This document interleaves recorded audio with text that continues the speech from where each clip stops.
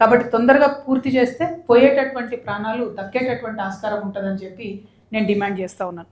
At the same time నేను మంత్రి గారిని ఇంకొక మాట కూడా డిమాండ్ చేస్తున్నాను. ఎయిమ్స్లో చాలా జాబ్స్ వచ్చేటటువంటి ఆస్కారం ఉంది. మినిమం 12 నుండి 1500 జాబ్స్ కొత్తగా క్రియేట్ అయ్యేటటువంటి ఆస్కారం ఉంది. ఇందులో మెజారిటీ అట్లీస్ట్ 80% మన తెలంగాణ బిడ్డలకు వచ్చే విధంగా ప్రయత్నం చేయాలని చెప్పి నేను మంత్రి గారిని కోరుతా ఉన్నాను.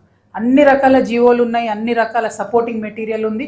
లోకల్ జాబ్స్ డిమాండ్ చేసేటటువంటి హక్కు మనకున్నది. కొన్ని ఎగ్జామ్స్ రాసే వాటిలో అయినా సరే ప్రిఫరెన్స్ ఇవ్వచ్చు, ఎగ్జామ్స్ లేకుండా కాంట్రాక్ట్లో తీసుకునే వాటిలో అయినా సరే మనకు ప్రిఫరెన్స్ ఇవ్వచ్చు. నేను డైరెక్టర్ గారికి కూడా 2 విషయాలు కోరినా. 1, తొందరగా బిల్డింగ్ ఫినిష్ చేయండి. 2, స్థానికులకు ఉద్యోగాలు ఇవ్వండి అని.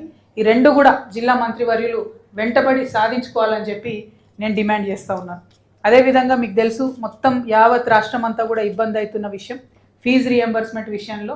నిన్న భువనగిరిలో అంబేద్కర్ చౌరస్తాలో మేము కూడా కాలేజ్ పిల్లలందరితో కలిసి అక్కడ ప్లకార్డులు పట్టుకొని ప్రదర్శన చేయడం జరిగింది.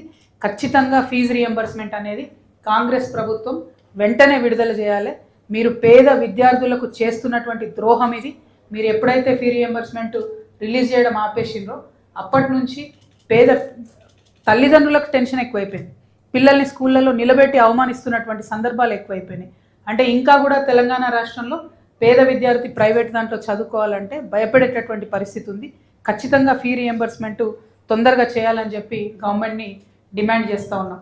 మీ అందరి దృష్టిలో ఉండే ఉంటుంది. మళ్ళొక్కసారి మీ దృష్టికి నేను తీసుకొస్తున్నా. ఏమైనా ప్రాబ్లమా?